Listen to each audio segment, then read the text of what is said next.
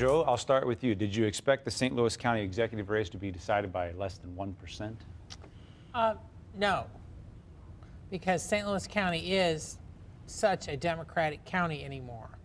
But that said, there were signs it was probably going to be closer than some Democrats hoped, partly because of the Ferguson unrest, which we don't know until they finally put out the township by township numbers. That's when we'll finally get a sense of how many North Side votes went to Republican Rick Stream. But there was the split within the Democratic ranks, but also you had a sense that, I mean, as it turned out, there were probably more Republicans than Democrats, potentially, that may have gone to the polls. Even Stenger observed that he thought that the voter interest, which they had assumed would be pretty high, was high, but it was higher among the Republicans.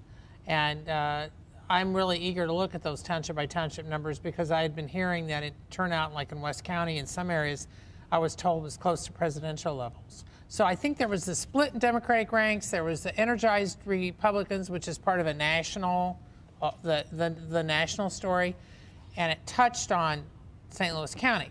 But I think the fact that Stenger still won underscores how democratic St. Louis County has become, because it managed to withstand this wave of Republicans that, look at Jefferson County. There's virtually no Democrat left standing in Jefferson County after Tuesday night. But that's not true in St. Louis County. Well, I do want to talk about Jefferson County, but before we do, why not a recount? Any thoughts on that? Because I believe the law says less than 1% you can recount.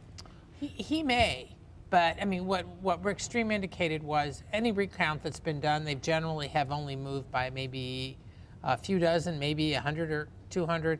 The chances of it moving 1,800 is probably slim, and he probably knows. Stream's a smart man. He knows where some of the votes came from. Indeed, the recounts typically have had fewer than 100 votes net shift in one direction or another. Fannie Lou, Democrats that encouraged African-American Democrats to cross over and vote for Rick Stream. Do you think they had an impact, or will we not know until the townships are released? And either way, where do they go from here? Is this organization going to continue on?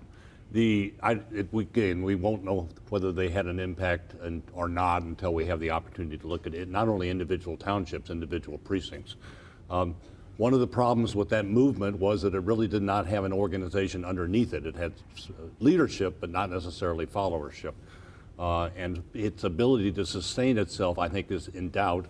And I think the more likely scenario is that people like Hazel Irby and the new county executive, or about to be new county executive, will find some rapprochement.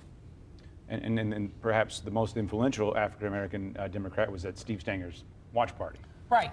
Congressman Lacy Clay had decided to go with Stenger a couple of weeks ago.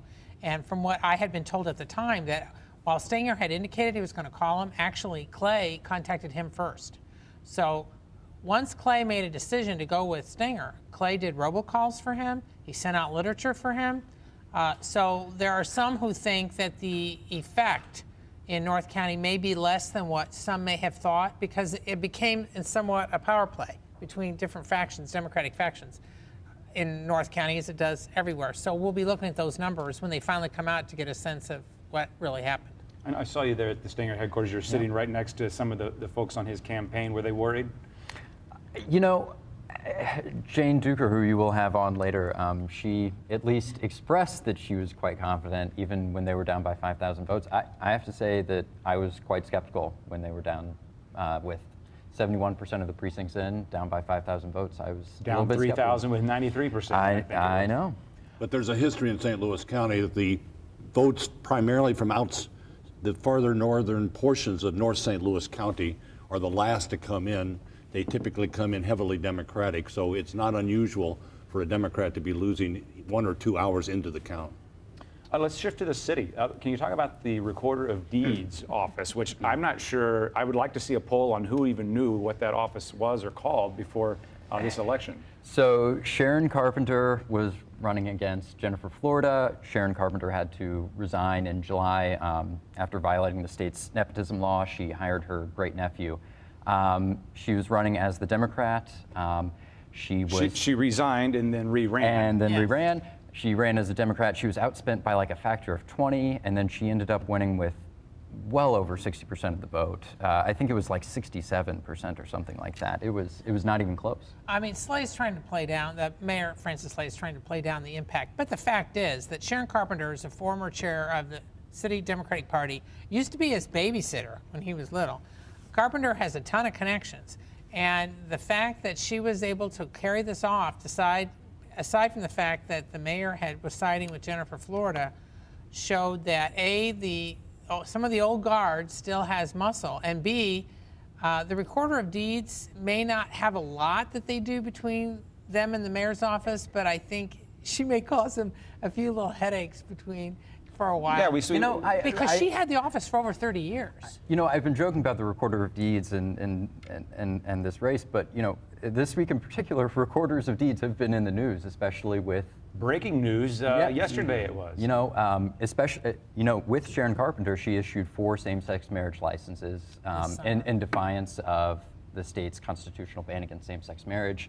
That triggered a court case, and then just this week, a judge in St. Louis said that the city could begin issuing same-sex marriage licenses. And so it actually had an impact. Sharon Carpenter also had Democrat after her name, which always helps on any ballot.